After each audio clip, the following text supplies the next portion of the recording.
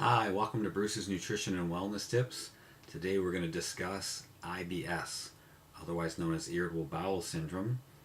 It's something that is all pervasive. So many people in our society have IBS, at least some of the symptoms.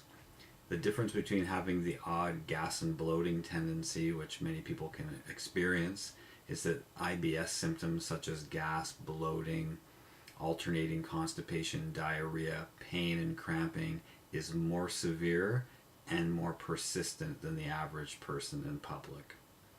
I also experienced IBS. That's what got me into the healthcare field, so it's something I know very well, and I deal with so many clients helping them overcome IBS as I have in my private practice at the Living Science Wellness Center.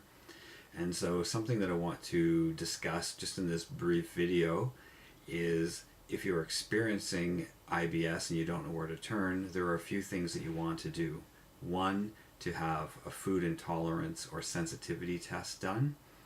That's where you're checking sensitivities to foods where your immune system is reacting anywhere from 24 to 72 hours after ingestion.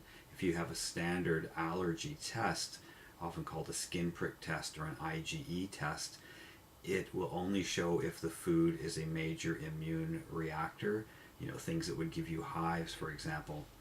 And oftentimes it comes back clear, and the allergist will say you do not have an allergy to that food. That's true. It doesn't mean you don't have a sensitivity, so it's something to be mindful of.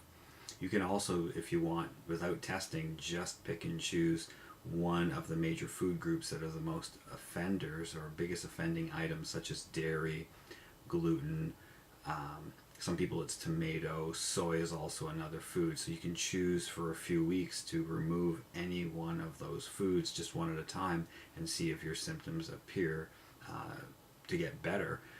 If they all disappear, then great, you know that food is a major item and you don't even have to test it.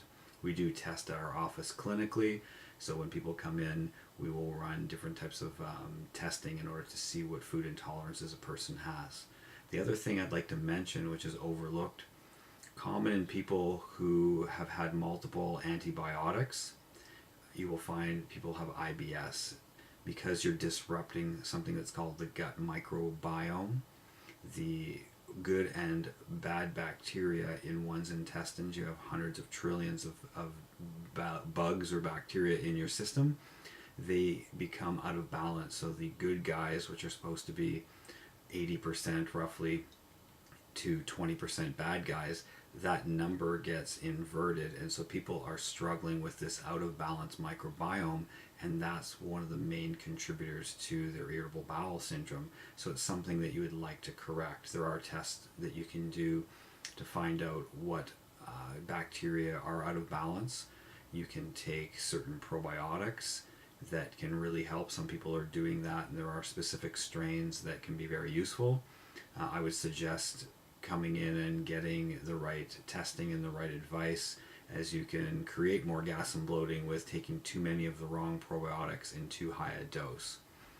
So those are a couple quick tips that you can do for yourself when it comes to irritable bowel syndrome. And if you need more information, I look forward to seeing you at our clinic, livingscience.ca. And this is Bruce's Nutrition and Wellness Tips for today, and I look forward to seeing you next time. Thank you.